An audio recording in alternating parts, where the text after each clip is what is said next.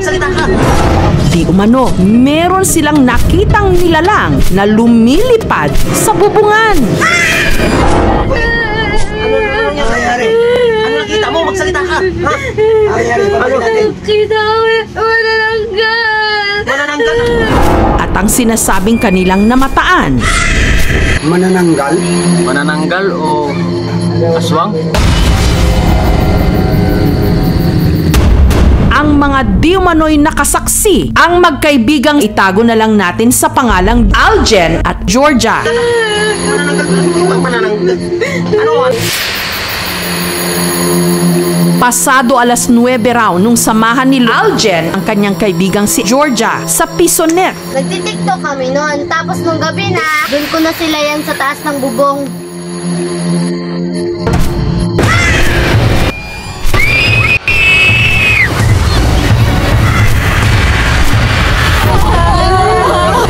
Ang nakita raw nilang nilalang, may halos 2 metro ang haba ng pakpak, mahaba ang buhok, itim na itim at dilat na dilat din daw ang mga mata.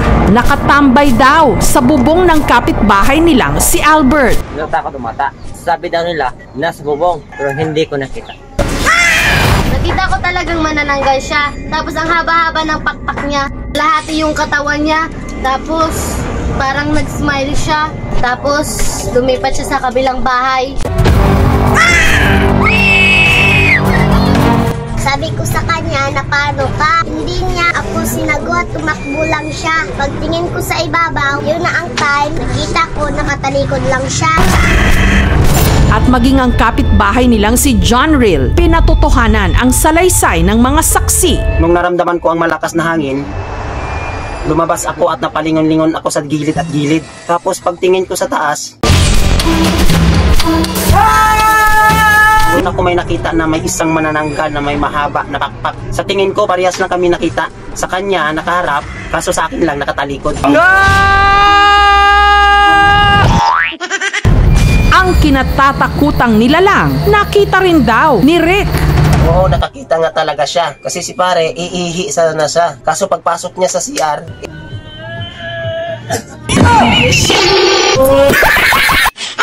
nandyan ako sa loob.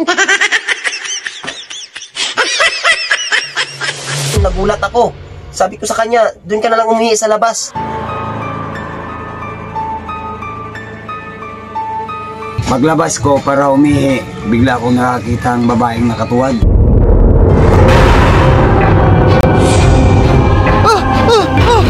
Hindi ko nakita yung mukha niya, pero yung buhok niya itim, tapos nakatuwad siya. Kinabukasan, sinabihan ko yung mga kaibigan ko, tinatawanan lang nila ako. Akala nila nagbibiro lang ako.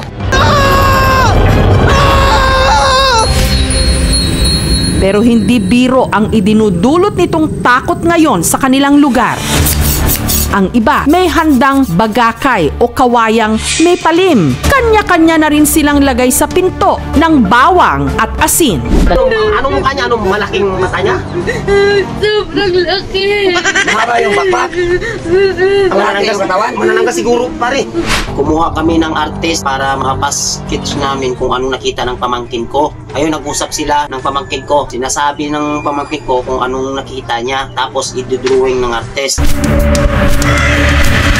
Sinasabi niya kasi kung anong nakita niya, kaya hinowing din ng ng artist para ma-sketch kung anong itsura talaga sa nakita niya. So ayun, tama naman. Yun daw po talaga ang nakita ng pamangkin ko.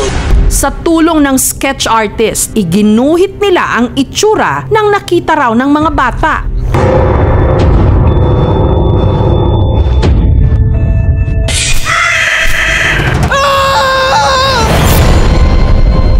Yung ikinalabutan ko po, yung may naramdaman ako na parang may lumilipad, parang may pakpak na narinig ko sa bubong. Walang kanin, ano ba yan?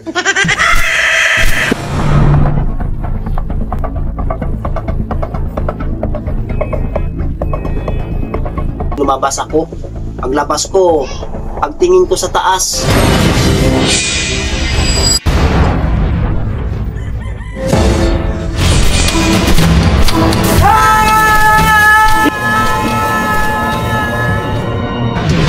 manananggal po talaga. Tapos ayun, tumakbo ako. Tapos parang sinundan niya ako. Nagtago ako sa lubi. Tapos sumunod niya talaga siya sa akin. Alex Gonzaga? Oo, ako nga. Ano mo nalaman? Siyempre, idol kita eh. Sikat ka nga vlogger, tapos artista pa. Yung sikat na vlogger pala, na artista pa, yung si Alex Gonzaga. Siya pala yung manananggal. Buti alam mo. Ako pa. Solid followers mo kaya ako. Siya nga pala, bakit naging manananggal ka? Isinumpa din ako dahil... Ops! Alam ko na yan. What? Huwag mong sabihin na katulad ka din ni Ivana Alawi na gusto niya kainin ng akin. Ivana? Ikaw ba yan? Oo, ako nga. Ikaw ang itinakda para sa katapusan ng aking sumpa. Kaya nga ako nandito para... Para kainin ako. Hindi, para jujuwahin ka at kainin ka. Ha? Sinasabi ko na... Bakit ka matatakot? Hindi ka naman mamamatay. Sino bang hindi mamamatay kainin ka na? Hay nako, hina utak mo talaga. Hindi. Basta, gusto kita. Ayan! Sabi ko na nga ba gusto mo ako? Gusto kitang bathukal. Ngek! Pati ka, joke lang. Oo, gusto ko yan. Ayan! Umamin ka rin. Sabi ko na nga ba galing-galing ko talaga. Huwag kang maraming salita dyan. Tara, sumama ka na sa akin. Sige.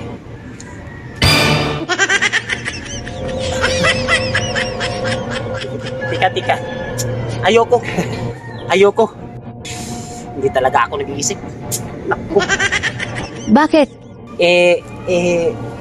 Kasi hindi katulad ni Ivana Alawi na buo ang kanyang katawan. Yung sa'yo, kalahating katawan ka lang. Paano ako magiging masaya dyan?